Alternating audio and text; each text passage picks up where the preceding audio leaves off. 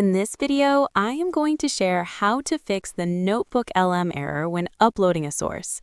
I will tell you 4 reasons for this error along with their solutions. First, the 200 megabyte limit.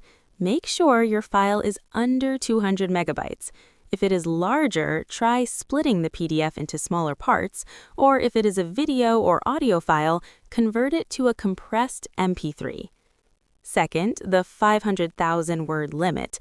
Even if the file is small, Notebooklm will fail if the document contains more than 500,000 words, so make sure you do not exceed this limit.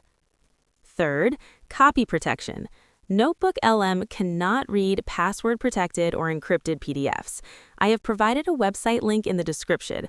Upload your PDF there and remove all protection from your file. The last reason is file name special characters. Remove symbols from your file name and try again. Special characters in the file name can cause this error.